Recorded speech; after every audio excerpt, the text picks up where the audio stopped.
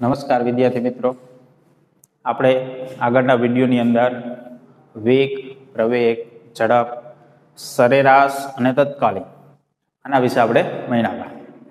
હવે આજે આપણે જોઈશું અમુક આલેખો વિશે કે કઈ રીતનો આલેખ આપ્યો હોય તો કઈ રીતની ગતિ થાય છે એવું આપણે કહી શકીએ. તો આલેખની અંદર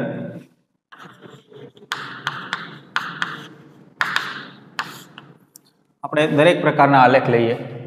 સૌ પ્રથમ આપણે લઈએ એક્સ વિરુદ્ધ ટી નો આલેખ.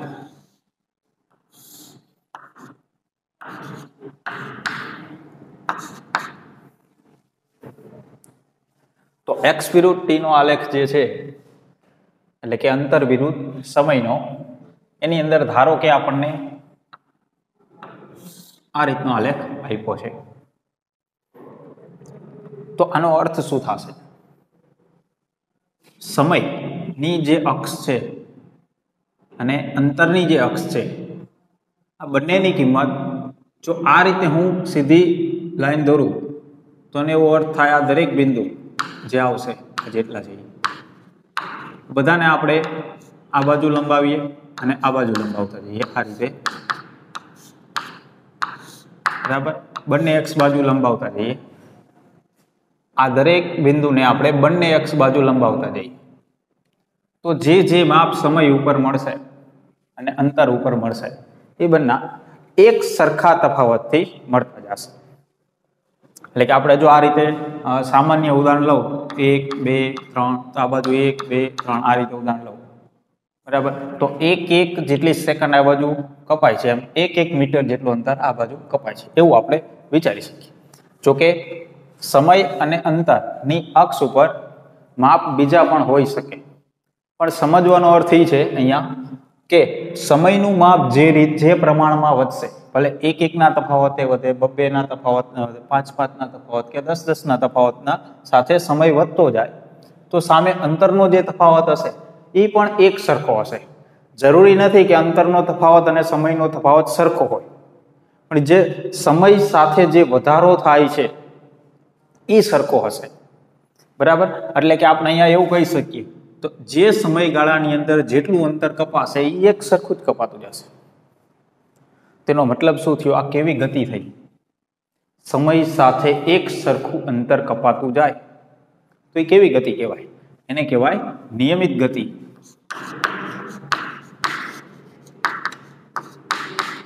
અથવા તો બીજી રીતે આપણે કહીએ અચળ વેગી. કેમ અચળ વેગી ગતિ? એટલે કે વેગ અચળ રહેશે, એનો અર્થ એવો. કેમ વેગ અચળ રહેશે? તો કે આપણે આવું કહીએ વેગ બરાબર અથવા તો ઝડપ અચળ રહેશે. ઝડપ બરાબર ડેલ્ટા એક્સ ના છેદમાં ડેલ્ટા ટી એવું કહીએ આપણે. તો જો અહીંયા એવું થશે, આપણે કોઈ પણ બે બિંદુ લઈએ તો એ બે બિંદુ વચ્ચે, ધારો કે આ બે બિંદુ લઈએ તો આ બે બિંદુ વચ્ચે સમયનો તફાવત ધારો કે ડેલ્ટા ટી, અને એ જ બે બિંદુ વચ્ચે અંતરની અક્ષ ઉપર આ બે બિંદુ થશે એને અનુરૂપ, બરાબર. તો ત્યાં અંતરનો તફાવત ધારો કે ડેલ્ટા એક્સ. તો ડેલ્ટા એક્સ અને ડેલ્ટા ટી એનો ગુણોત્તર જે વેગ બતાવે છે અને જે સરખો જ આવશે, ડેલ્ટા એક્સ જેટલું આવશે અને ડેલ્ટા ટી સામે જેટલું આવશે એટલું વારંવાર કોઈ પણ બે બિંદુ લ્યો બધામાં સરખું જ આવશે.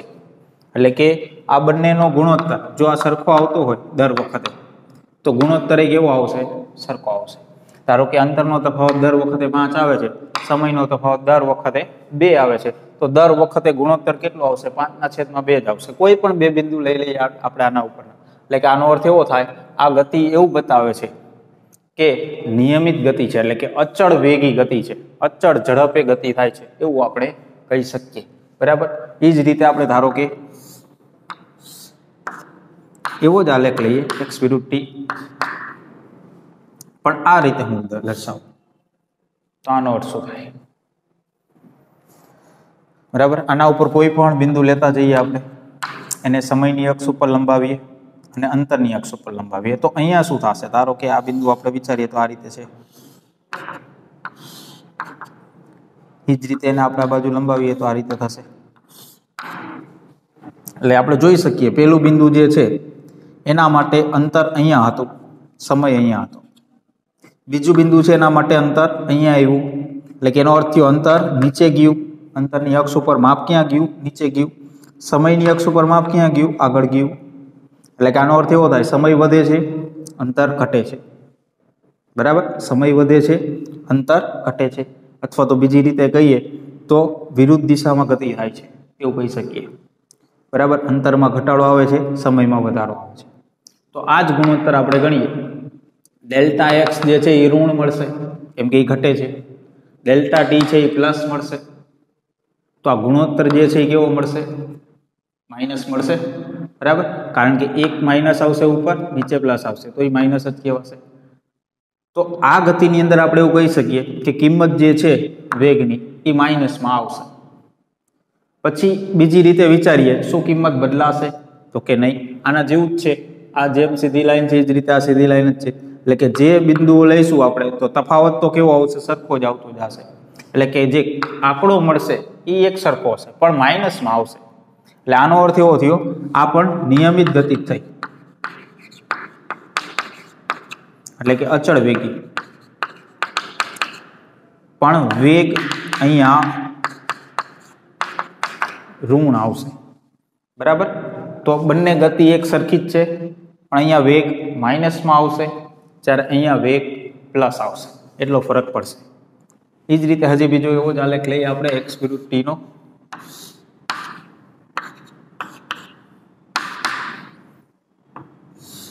આ રીતનું બતાવો. તો આનો અર્થ શું થશે? તો જો આના ઉપરના દરેક બિંદુ લેતા જઈએ આપણે અલગ અલગ. તો બધા બિંદુને આપણે આ બાજુ લંબાવશું તો સમય અલગ અલગ આવશે દરેક બિંદુ માટે. પણ અંતરની અક્ષ ઉપર લંબાવો તો અંતર તો એના જ આવશે. એટલે એનો અર્થ એવો થયો અંતર બદલાતું નથી, સમય બદલતો જાય છે. તો આવું ક્યારે થાય? અંતર બદલાતું નથી પણ સમય બદલાતો જાય છે. એટલે કે પદાર્થ કોઈ એક સ્થાને હશે, સમય બદલતો જશે પણ એનું સ્થાન તો એના જ રહેશે, અંતર કાપશે નહીં. તો આવી ગતિ એટલે કેવી ગતિ થઈ? પદાર્થ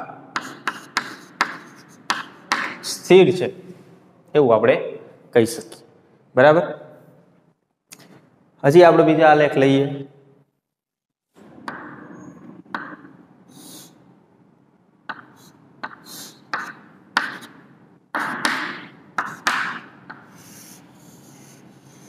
આ રીતનું બતાવો. તો આનો અર્થ શું થયો? શરૂઆતમાં સમય જેમ કપાતો જશે અંતર ખૂબ જ ઝડપથી કપાય છે.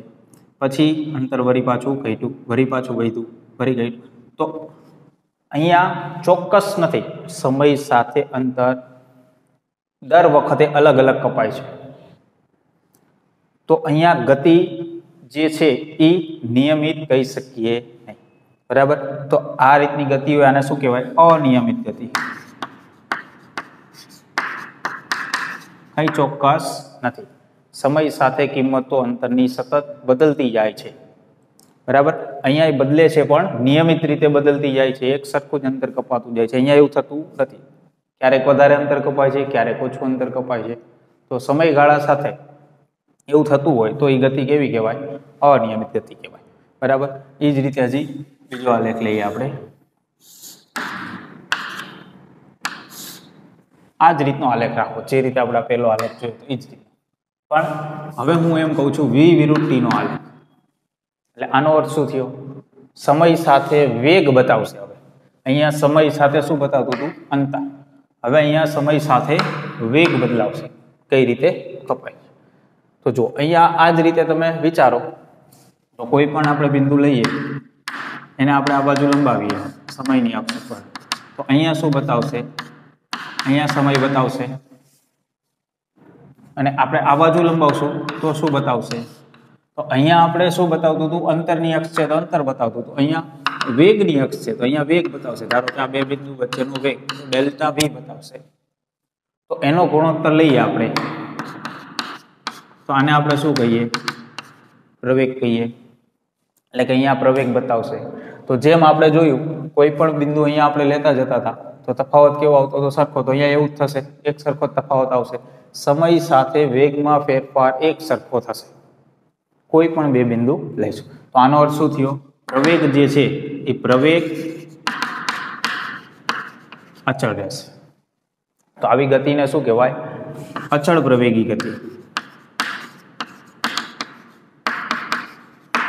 અહીંયા શું સરખું રહીએ? વેગ સરખો રહેતો, કારણ કે ડેલ્ટા એક્સ છેદમાં ડેલ્ટા ટી આવું થાય તો વેગ અચળ રહીએ.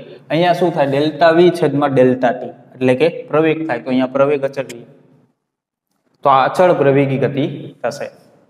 અને આપણે આજે ગુણોત્તર ગણી છે ડેલ્ટા વી ના છેદમાં ડેલ્ટા ટી, અહીંયા આગળ તો આપણે આ જે રેખા દોરી છે એનો ઢાળ ગણ્યો કહેવાય. બરાબર, એનો આપણે ઢાળ ગણ્યો કહેવાય. તો અહીંયા પણ આપણે ઢાળ ગણ્યો ડેલ્ટા એક્સ ના છેદમાં ડેલ્ટા ટી. કોઈ પણ રેખા હોય એના ઉપર કોઈ પણ બે બિંદુ લઈએ, એને આપણે વાય એક્સ ઉપર લંબાવીએ, એ બે બિંદુ વચ્ચેનું અંતર ગણીએ, પછી એ જ બે બિંદુને એક્સ અક્ષ ઉપર લંબાવીએ અને પછી એ તફાવત ગણીએ. એ બંનેનો ગુણોત્તર લઈએ અને આપણે ઢાળ ગણ્યો કહેવાય. વાય અક્ષ ઉપરનું માપ છેદમાં એક્સ અક્ષ ઉપરનું માપ, આને આપણે એ રેખાનો ઢાળ ગણ્યો કહેવાય. તો અહીંયા ઢાળ આપણે ગણ્યો તો વેગ મળ્યો.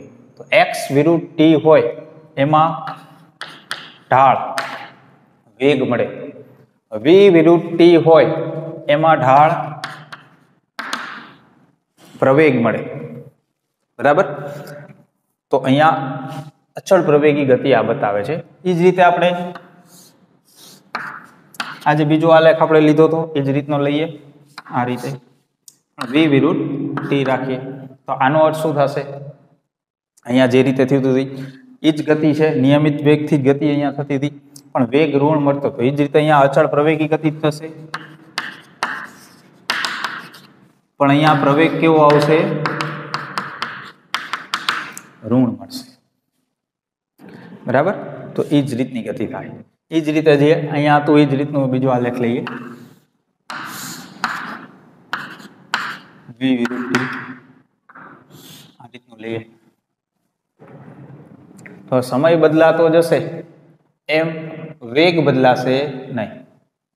અહીંયા શું થતું હતું? સમય બદલાતો જાય એમ સ્થાન બદલાતું નહોતું, અંતર કપાતું નહોતું. કેમ કે અહીંયા વાય અક્ષ ઉપર શું છે? અંતર, એટલે અંતર બતાવશે સમય સાથે. અહીંયા વાય અક્ષ ઉપર શું છે? વેગ. તો સમય જેમ કપાતો જશે એમ વેગ કપાશે નહીં, એટલે કે વેગ બદલાશે નહીં. અને વેગ ન બદલાય, સમય સાથે વેગ ન બદલાય તો એનો અર્થ શું થયો? પદાર્થ સ્થિર છે એવો ન થાય. એનો અર્થ શું થશે? વેગ 0 નથી, વેગ બદલાતો નથી. બરાબર, તો એનો અર્થ શું થયો? પદાર્થ અચળ વેગી ગતિ કરે છે. એટલે કે વેગ ન બદલાતો હોય તો અચળ વેગી ગતિ કરે છે એવું આપણે કહી શકીએ. એટલે નિયમિત ગતિ એવું પણ કહી શકીએ આપણે. નિયમિત ગતિ, અચળ વેગથી ગતિ થતી હોય એને આપણે શું કહીએ? નિયમિત ગતિ કહીએ. તો જો આ જે ગતિ થઈ એ જ ગતિ આ થઈ, પણ જો બંનેના આલેખ કેવા છે? અલગ અલગ. શા માટે એવું થયું? કારણ કે આ એક્સ વિરુદ્ધ ટી નો આલેખ છે, આ વી વિરુદ્ધ ટી નો આલેખ છે. આમાં આપણે આ રીતની લાઈન દોરી તો આ અચળ વેગી ગતિ બતાવે છે. અહીંયા એક્સ વિરુદ્ધ ટી નો આલેખ છે, એમાં આપણે આ રીતની લાઈન દોરી તો એ જ ગતિ બતાવે છે. એટલે આલેખની અંદર અહીંયા વાય અક્ષ ઉપર કઈ ભૌતિક રાશિ છે અને એક્સ અક્ષ ઉપર કઈ ભૌતિક રાશિ છે એના આધારે આપણે કહી શકીએ પદાર્થ કેવી ગતિ કરે છે. આકાર ગમે તેવો હોય આલેખનો, એના ઉપરથી આપણે ક્યારે કહી શકશું નહીં. બરાબર, આકાર અલગ હોઈ શકે છતાંય ગતિ એક સરખી નીકળી શકે. તો અહીંયા કેના વિરુદ્ધ કેનો આલેખ છે પછી જ આપણે કહી શકીએ કઈ પ્રકારની ગતિ થાય છે. એ જ રીતે આવી રીતે હશે વી વિરુદ્ધ ટી નો આલેખ, તો એ પણ સતત સમય સાથે વેગ બદલાતો એવી ગતિ થઈ, અનિયમિત ગતિ થશે. હવે આપણે લઈએ આ રીતની ગતિ લઉં. ધારો કે એ વિરુદ્ધ ટી નો આલેખ છે, પ્રવેગ વિરુદ્ધ સમયનો આલેખ છે. બરાબર, અને આ રીતે બતાવો. એનો અર્થ શું થયો? સમય સાથે પ્રવેગ બદલાતો નથી એવો અર્થ થયો આમાં. તો આવી ગતિ હોય તેને આપણે શું કહીએ? અચળ પ્રવેગી ગતિ. બરાબર, સમય સાથે પ્રવેગ બદલાતો નથી. સમય બદલાતો જાય છે પણ પ્રવેગ બદલાતો નથી, તો આને શું કહીએ આપણે? અચળ પ્રવેગી ગતિ. તો જો આ ગતિ જે છે અચળ પ્રવેગી ગતિ જ હતી. તો અચળ પ્રવેગી ગતિ આવી આ રીતે પણ આલેખ હોઈ શકે, કેમ કે આ વી વિરુદ્ધ ટી નો આલેખ હતો, આ એ વિરુદ્ધ ટી નો આલેખ છે. તો કઈ ભૌતિક રાશિ વાય અક્ષ ઉપર છે અને કઈ ભૌતિક રાશિ એક્સ અક્ષ ઉપર છે, ત્યાંથી નક્કી થશે કે એ આલેખ જે બતાવ્યો છે એ કેવી ગતિ બતાવે છે. બરાબર, ટૂંકમાં સુરેખ રેખાઓ હશે આલેખની અંદર, એ રેખાઓ બંને અક્ષ ઉપર જે ભૌતિક રાશિ છે એ કઈ રીતે બદલાય છે એવું બતાવે છે. પછી જ આપણે નક્કી કરી શકશું કે એ આલેખ કેવી ગતિ બતાવે છે. બરાબર. અને અહીંયા આપણે જોયું કે ઢાળ, કોઈ પણ આલેખની અંદર આપણે જોઈએ છીએ ઢાળ, ધારો કે એક્સ વિરુદ્ધ ટી છે એનો ઢાળ આપણે ગણીએ. એ જ રીતે અહીંયા એ વિરુદ્ધ ટી હોય, ધારો કે અહીંયા આપણે બતાવીએ આ રીતનું છે એ વિરુદ્ધ ટી, અને આ રીતની એક રેખા છે. તો અહીંયા આપણે કોઈ પણ બે બિંદુ લઈએ તો આ બાજુ આપણે એ બંને બિંદુને લંબાવીએ તો એક્સ અક્ષ ઉપર શું બતાવશે? સમય, ડેલ્ટા ટી. કેમ કે એક્સ અક્ષ ઉપર સમય છે તો એ ડેલ્ટા ટી બતાવશે. એ જ બે બિંદુને આપણે વાય અક્ષ ઉપર લંબાવીએ તો એ શું બતાવશે? ડેલ્ટા એ, પ્રવેગમાં ફેરફાર બતાવશે. કારણ કે વાય અક્ષ ઉપર શું છે? પ્રવેગ.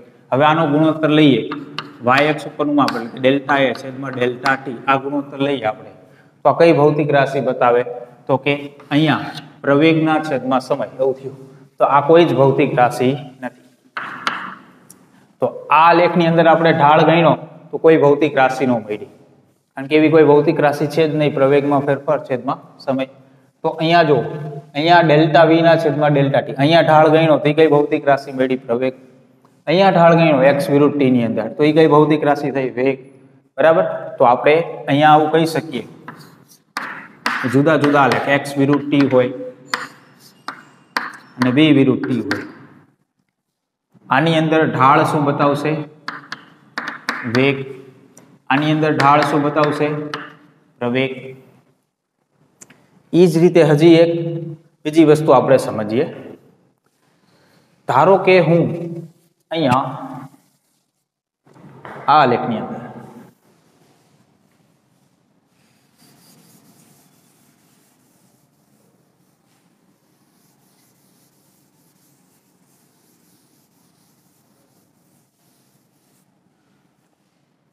અહીંયા જે આપણે આલેખ દોર્યો છે આની અંદર આપણે આવું કંઈક ગણીએ.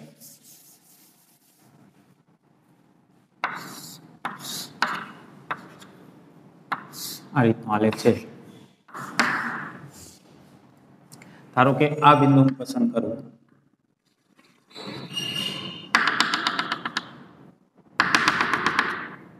અહીંયા સમય છે ટી અને અહીંયા સમય છે અહીંયા આ બાજુનું બિંદુ જે વેગ છે વી જેટલો. તો હું આ ભાગનું ક્ષેત્રફળ ગણું, આ ભાગ, બરાબર, આ ભાગ જે છે આનું ક્ષેત્રફળ હું ગણું, આટલા ભાગ. તો ક્ષેત્રફળ આપણે ગણશું તો કઈ રીતે થશે? તો કે આ બાજુનું જે માપ છે એ છે વેગ, આ બાજુનું જે માપ છે એ છે સમય. તો શું ગણવાનું થશે? વેગ ગુણ્યા સમય, આ રીતે ગણવાનું થશે. અને આ ત્રિકોણ છે તો 1/2 એવું લેવું પડશે. બરાબર. બીજો જે આંકડો લેવો પડે તો વેગ ગુણ્યા સમય એવું ગણવાનું થશે. તો વેગ ગુણ્યા સમય એટલે કઈ ભૌતિક રાશિ થાય? વેગ ગુણ્યા સમય. તો કે સ્થાનાંતર. બરાબર, સ્થાનાંતર થશે. તો વેગ ગુણ્યા વેગ બરાબર સ્થાનાંતરના છેદમાં સમય. તો સ્થાનાંતર બરાબર શું થાય? વેગ ગુણ્યા સમય. તો અહીંયા આપણે ક્ષેત્રફળ ગણીએ, અહીંયા ક્ષેત્રફળ ગણીએ તો શું મળે? સ્થાનાંતર મળે. તો કેના વિરુદ્ધ કેનો આલેખ છે? અહીંયા વેગ વિરુદ્ધ સમયનો આલેખ. બરાબર. તો વેગ વિરુદ્ધ સમયનો આલેખ હોય, વી વિરુદ્ધ ટી નો આલેખ, તો એમાં ક્ષેત્રફળ સ્થાનાંતર થાય એવું આપણે કહી શકીએ. એ જ રીતે આ પ્રવેગ વિરુદ્ધ સમયનો આલેખ હોય તો એમાં ક્ષેત્રફળ શું થાય?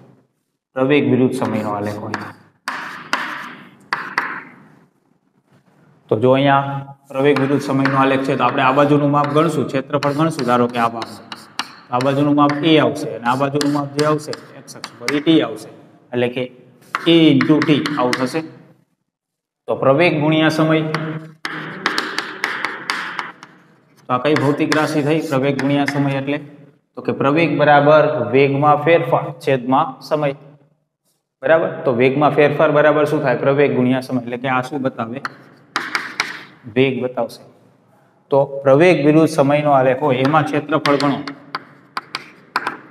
તો એ વેગ આપશે. એ જ રીતે x વિરુદ્ધ t હોય તો એમાં આ રીતે આ બાજુ x આવશે ને આ બાજુ t આવશે, તો x * t, તો અંતર ગુણ્યા સમય. આ કઈ ભૌતિક રાશિ થાય? કે આ રીતની કોઈ ભૌતિક રાશિ છે નહીં, અંતર ગુણ્યા સમય. તો અહીંયા ક્ષેત્રફળ કંઈ આપે નહીં. બરાબર. આ તો આપણે પ્રવેગ, વેગ અને સમય સાથેના આલેખ જોયા છે. બરાબર. અંતર, પ્રવેગ અને વેગ અને સમય, આ 4 ભૌતિક રાશિ સાથે જોડાયેલા આપણે આલેખ જોયા છે. આની જગ્યાએ બીજી કોઈ પણ ભૌતિક રાશિના આલેખ હોય તો x અક્ષ ઉપર અને y અક્ષ ઉપરની જે ભૌતિક રાશિઓ છે એના ગુણાકારથી જો ત્રીજી ભૌતિક રાશિ મળે તો એ ક્ષેત્રફળ ગણ્યું કહેવાય. એટલે કે આપણે એ આલેખની અંદર ક્ષેત્રફળ ગણીએ એટલે એ ભૌતિક રાશિ મળશે. અને ઢાળ એટલે કે ગુણોત્તર x/t, v/t, તો એને આપણે ઢાળ ગણ્યો કહેવાય. તો ઢાળથી મળશે કોઈ ભૌતિક રાશિ તો એ અક્ષ ઉપરથી આપણે નક્કી કરી શકીએ. બરાબર. આ રીતે તો કયા આલેખની અંદર ઢાળ ગણવાથી કઈ ભૌતિક રાશિ મળે અને કયા આલેખની અંદર ક્ષેત્રફળ ગણવાથી કઈ ભૌતિક રાશિ મળે એ ખાસ ધ્યાન રાખો. ક્ષેત્રફળ આપણે બોલીએ એટલે ગુણાકાર વિચારવાનો અક્ષનો, અને ઢાળ બોલીએ એટલે ગુણોત્તર વિચારવાનો. બરાબર. એટલે આપણને ત્રીજી ભૌતિક રાશિ મળી જાય. તો ક્યારે ઢાળ ગણવું અને ક્યારે ક્ષેત્રફળ ગણવું આ ખાસ સમજવા જેવું છે, આગળ પણ ઉપયોગી થશે. અહીંયા આપણે ગતિ જો વિચારીએ તો શરૂઆત 0 સેકન્ડ, વેગ 0 છે. 10 સેકન્ડ થશે એટલે વેગ વધશે, 20 સેકન્ડ થશે એટલે વેગ વધશે, 30 સેકન્ડ થશે એટલે કેટલો વેગ થશે? 20 જેટલો થઈ જશે. બરાબર. પછી અહીંયાથી 30, 40 અને 50 સેકન્ડ થશે ત્યાં સુધી વેગ કેટલો રહેશે? 20 જ રહેશે. એટલે કે આ બિંદુથી આ બિંદુ સુધી વેગ કેવો રહ્યો? એક સરખો રહ્યો, 20. એટલે અચળ વેગી ગતિ થઈ. જેમ હમણાં આપણે જોયું હતું, v વિરુદ્ધ t માં આલેખ આ રીતનો આવે તો અચળ વેગી ગતિ થાય. આ રીતનો આલેખ આવે તો શું થાય? અચળ પ્રવેગી ગતિ થશે. એક સરખો વેગ વધે સમય સાથે. બરાબર. એ જ રીતે અહીંયાથી આ ગતિ જોવું, તેમાં વેગ ઘટે છે 50, 60, 70 સેકન્ડ થશે એટલે વેગ 0 થઈ જશે ઘટતો ઘટતો. તો આ રીતની ગતિ છે. આમાં તમને એમ કહે કે 10 સેકન્ડે પ્રવેગ કેટલો, અથવા તો એમ કહે 60 સેકન્ડે પ્રવેગ કેટલો. બરાબર. પછી 40 સેકન્ડે પ્રવેગ કેટલો. તો પેલા આપણે 10 સેકન્ડે પ્રવેગ વિચારીએ તો 10 સેકન્ડ એટલે અહીંયા થશે, તો ત્યાં પ્રવેગ કેટલો. તો આ દરેક બિંદુએ પ્રવેગ કેવો હશે? એક સરખો જ હશે, કારણ કે એક સરખો જ વેગ વધે છે. એટલે કે આપણે v વિરુદ્ધ t ના આલેખમાં પ્રવેગ ગણવો હોય તો શું ગણવું જોઈએ? ક્ષેત્રફળ ગણવું જોઈએ કે ઢાળ ગણવું જોઈએ? તો આપણે v * t કરી, v ગુણ્યા t, તો પ્રવેગ મળે? તો કે નહીં મળે. તો v/t એટલે કે v ના છેદમાં t ગુણોત્તર લઈએ તો પ્રવેગ મળે? હા, તો મળે. તેનો અર્થ એવો થયો ગુણોત્તર થી આપણને પ્રવેગ મળે. ગુણોત્તર એટલે આપણે શું ગણવાનું થાય? ઢાળ. તો અહીંયા આ રેખાના દરેક બિંદુ એક જ અહીંયા સુધી એક સરખી રીતે છે. બરાબર. તો કોઈ પણ બે બિંદુ લઈએ, એક બિંદુ આ લઈએ અને એક બિંદુ આ લઈએ, તો પ્રવેગ કેટલો થશે 10 સેકન્ડે? તો આપણે અહીંયા કોઈ પણ બે બિંદુ લેવાના, એટલે કે આ બિંદુ લઈને આ લઈએ તો એને આ બાજુ લંબાવો અને આ બાજુ લંબાવો. બરાબર. આ બાજુ લંબાવશો એટલે કેટલું થાય? તો કે આ બે બિંદુ વચ્ચેનું માપ થશે અહીંયા 20, અને આ બંનેને x અક્ષ ઉપર એટલે કે સમયની અક્ષ ઉપર લંબાવો તો આ બે વચ્ચેનું માપ કેટલું થાય? તો કે 30. તો પ્રવેગ કેટલો થયો? 2/3 આટલા મીટર પ્રતિ સેકન્ડ સ્ક્વેર. એ જ રીતે 40 સેકન્ડે પૂછે પ્રવેગ કેટલો?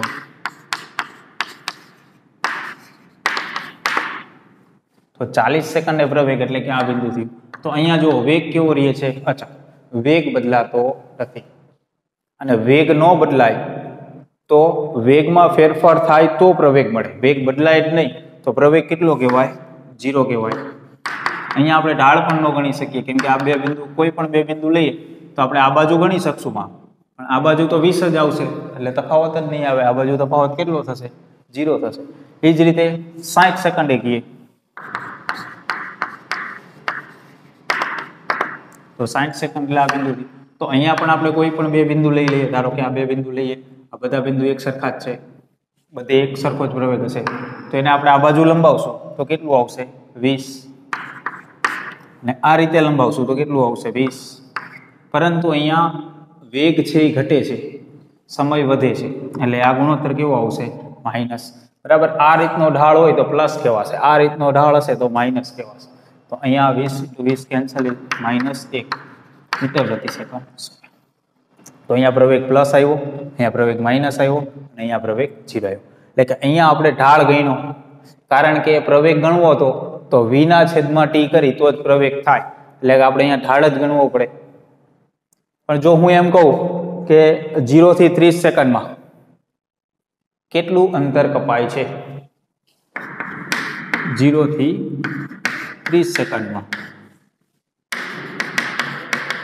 કપાતું અંતર કેટલું આવું કહું તો હવે આપણે અંતર ગણવું છે તો અંતર ગણવા માટે વેગ ગુણ્યા સમય કરો તો અંતર મળે એટલે કે ગુણાકારથી અંતર મળશે ગુણાકારનો મતલબ શું થયો ક્ષેત્રફળ ગણવું પડશે તો ક્યાં સુધીનું ક્ષેત્રફળ ગણવું પડશે તો આપણને અહીંયા કીધું છે 0 થી 30 સેકન્ડ તો એટલું જ ક્ષેત્રફળ ગણવાનું જેટલો સમયગાળાનું આપણને અંતર પૂછ્યું હોય તો જો અહીંયા 0 થી 30 સેકન્ડ એટલે 0 થી 30 એટલે અહીંયા સુધી થાય તો આપણે અહીંયા સુધીનું ક્ષેત્રફળ ગણવાનું થાય આ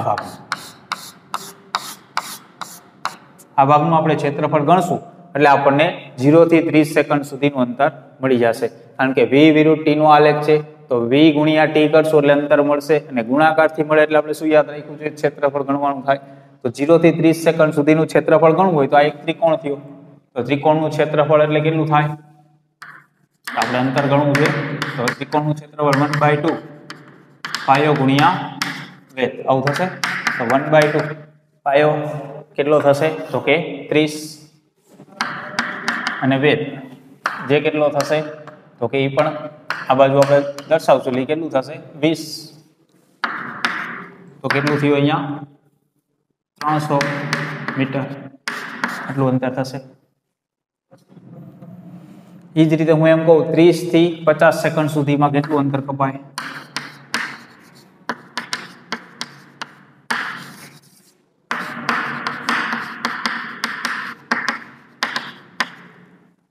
બરાબર 30 થી 50 સેકન્ડ એટલે કે આ ભાગ કીધો 30 થી 50 તો કેટલા ભાગનું ક્ષેત્રફળ ગણવાનું એટલા ભાગનું ક્ષેત્રફળ એટલે આ થશે તો જો એ એક લંબચોરસ થયું તો લંબચોરસનું ક્ષેત્રફળ એટલે શું થશે તો કે લંબાઈ ગુણ્યા પહોળાઈ તો લંબાઈ અને પહોળાઈ કેટલી થાય ગણી લઈએ લંબાઈ એટલે કે એક આ માપ થશે જે કેટલું થશે 30 અને 50 એટલે કે 20 અને એક માપ આ થશે જે કેટલું થશે એ પણ 20 તો કેટલું થયું 400 મીટર એટલે 30 થી 50 સેકન્ડ સુધીમાં કેટલું અંતર કપાશે 400 મીટર જેટલું કપાશે એ જ રીતે એમ કે 50 થી 70 સેકન્ડ સુધીમાં કેટલું અંતર કપાશે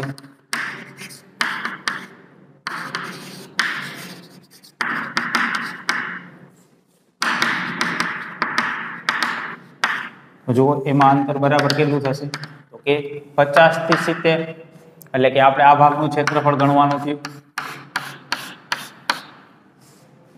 તો એક ત્રિકોણ છે તો ત્રિકોણ માટે ક્ષેત્રફળ બરાબર શું થાય 1/2 પાયો ગુણ્યા વેધ તો પાયો કેટલો થશે તો કે 50 થી 70 એટલે કે 20 અને આ માપ વેધ થશે જે કેટલું છે આ બાજુ આપણે જોઈ લઈએ આ બંને બિંદુ લંબાવી તો કે 20 જેટલું છે એમાં તો એ કેટલું આવશે 200 તો જોયું આપણે જુદા જુદા ગાળામાં અંતર ગણવું હોય v વિરુદ્ધ t નો આલેખ હોય તો અંતર ગણવા માટે આપણે શું ગણશું ક્ષેત્રફળ ગણશું જો જુદા જુદા સમયે આપણને પ્રવેગ ગણવાનો કીએ v વિરુદ્ધ t નો આલેખ હોય તો પ્રવેગ ગણવો હોય તો શું કરવું પડશે ઢાળ ગણવો પડશે બરાબર જો એવું કીએ 0 થી 70 સેકન્ડ સુધીમાં કેટલું અંતર કપાશે તો 0 થી 70 સેકન્ડ સુધીમાં અંતર કેટલું કપાય એવું કીએ તો બધું જ ક્ષેત્રફળ ગણવાનું થાય આ પણ ગણી લેવું પડે આ પણ ગણી લેવું પડે આ ગણી લેવું પડે એટલે ત્રણેય ગણવા પડે ત્રણેયનો સરવાળો કરી દો એટલે કેટલું થશે 300 400 700 અને 200 900 મીટર અંતર કપાણું કહેવાય 0 થી 70 સેકન્ડ સુધીમાં તો જેટલા સમયગાળાની અંદર આપણને જેટલું અંતર પૂછે એટલું જ ક્ષેત્રફળ ગણવાનું થાય તો ખાસ ધ્યાન રાખવાનું કેના વિરુદ્ધ કેનો આલેખ છે શું પૂછ્યું છે ઢાળ ગણવો પડશે કે ક્ષેત્રફળ ગણવું પડશે બરાબર અને પછી જ આપણે ગણવાની શરૂઆત કરવાની બરાબર